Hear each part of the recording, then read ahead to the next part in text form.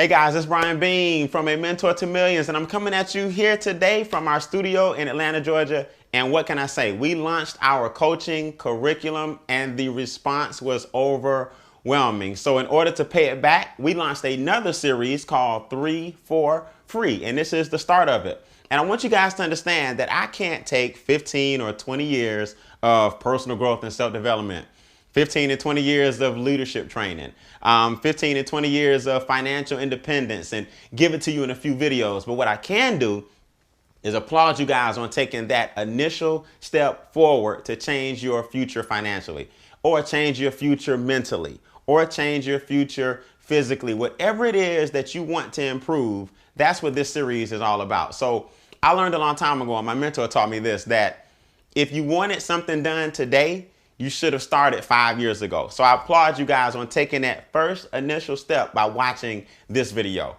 It's so funny because I was asked to go up on stage in, I believe, an area called Franklin, Tennessee. And the coordinator of the event said, Brian, the event is at a fever pitch. Do us a favor, hop up there and just take it on over the top for us. So I got up on stage and I basically ran down what I call rapid fire, just some basic fundamentals to succeed in life in general that I've learned over the past decade or more. And I want to share those with you guys. So it ended up being something called Critical Fundamentals for Success, and people absolutely loved it. So do me a favor, leave a comment or a question below. I will respond to you personally. Don't be afraid to share this video and this link with your friends on Facebook and Twitter and forward it via email. And let's help as many people as we possibly can. And one more thing, continue to make bold vertical moves and take financial quantum leaps. Mr. Brian Beane.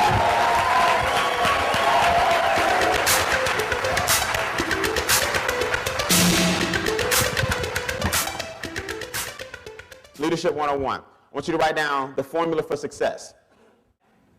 Another quote I want to give you guys, all right? Discouragement is always followed by the decision to delay action. Discouragement is always followed by the decision to delay action. All right, Brian, what do I do now? Anything. What's anything? Something. What's something? Just the best you can do. What can I do? Everything. I would rather you do everything wrong than nothing perfectly. I would rather you guys leave here and just do everything wrong than you to sit at home and look good doing nothing perfectly. So what am I saying? Are some of you guys confused? Probably a little bit in some areas. Do you know exactly what to do when you leave? Maybe, maybe not. But I know one thing, enthusiasm is caught, not taught. Don't worry about taking everything you have and trying to go home and apply it systematically. Especially some of you guys that are very, very analytical, you're going to try to take it and break it all down and see what's the best way. That's just like when you learn how to drive, right? They tell you to put your hands on 9 and 3 o'clock on the wheel, but none of us drive exactly like that. We get mad at the person who does. Right? Next thing you know, you leaning to the side, you got an arm out the window, you brushing your teeth while you drive, and all kind of crazy stuff, right? Because you've gotten comfortable. Just do what? Something. But you get depressed when you sit at home and do what? Nothing. See, as long as you do your best, and you can look in the mirror and say, look, I did my best this week. And you know you did your best, you'll never get depressed. You get depressed when you know you didn't give it your all. You know it, your subconscious know it, your superconscious knows it, and you live on all 3 levels. Consciously, subconsciously, and your superconscious. You can't lie to yourself. You get depressed when you try to fool yourself. Because now both sides of you are fighting. See, there's the tension again between A and B, where you want to go and where you want to be. So your burnout is when your work ethic doesn't meet your desire. That's called burnout. A lot of people don't know, why do I get so burnt out? It's because you want so much, but your work ethic is 0. That's burnout. See, your mind is a muscle. And if you keep using it, exercising, it gets stronger and stronger and stronger. But when you work it, but you don't do what it tells you to do, it gets tired. So that's AKA burnout. Does that make sense? Discouragement is always followed by the decision to what? Delay action. Write this down. I cannot get out of doing the work.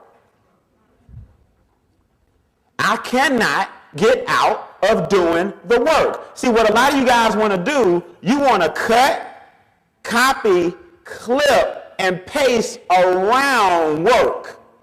How can we make it without doing that part? How can we get it done without that section? I'm here to tell you, you can't. No one has ever stumbled across something big sitting down. You got to get off your butt, people. We can give you all the motivation, inspiration, mindset. I can run a marathon all day. Don't matter if you're not running. So it's about the work ethic. So don't get so burnt out where you're thinking so much about the business that you're not taking any action. Write this down. One action is more valuable than 1,000 good intentions. One action is more valuable than 1,000 good intentions. I'd rather you at least do something than have all the intentions of doing anything without doing them.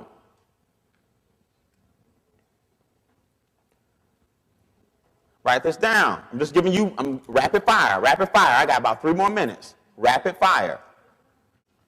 And one of my favorites. When are you going to get through what you've been going through?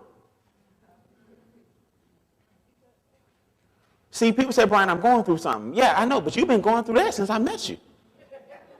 When are you going to get through that? How long are you going to use that? Brian, when I leave her. Finally, when I leave him. If the kids would just get out of school, once I get off vacation, once I quit my job, after I retire, once he get healthy, once she get healthy, soon as my settlement come in. Look, perfect days are never coming.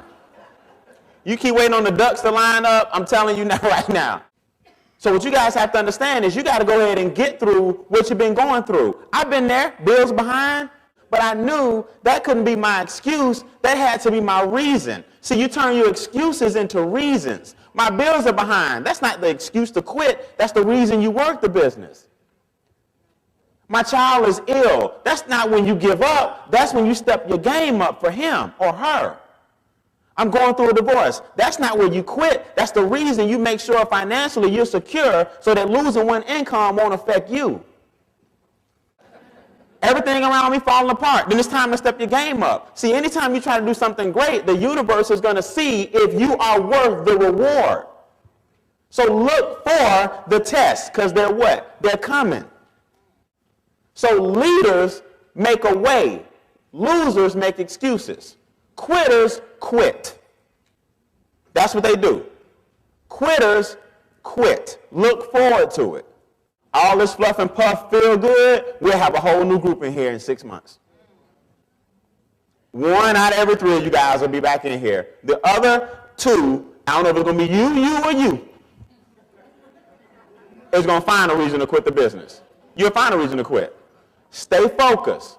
Don't worry about bill collectors. They're just doing their job. They're calling you to get on your nerves while you letting somebody making $8.95 an hour disrupt your business. I'm telling you, that's how serious you got to be. You got to get serious. Anybody who tries to distract your focus is the enemy of your success. I told a bill collector one day I wired in half my car payment. They called me, Mr. Beane, we only got half. I said, I tell you what, wire it back. Oh, no, we work it out and put that on the back burner. We'll flip it around and put on the end. Okay, that's what I thought. I told you. I gave you what I had. Can't get blood from a turnip. Y'all not going to get it this week. You'll get it when you get it. I'm focused right now. I'm working on it. Don't call me again. See, I don't get mad. I get what I call righteously indignant. You only use anger to accomplish something. You don't get mad. I didn't let bill collectors and stuff ruin my day. I didn't get mad. I'm just letting him know, look, I told you the same thing last time. I sent you half. You get the other half when you get it. What you going to do? If it's that important, come get it. See, I just get everybody off me. But you can do that when you focus. Now, you can't do that if you're going to get everybody up off you and then still go back to being you. Now you don't have nothing. But I got stuff to show for getting bill collectors up off me.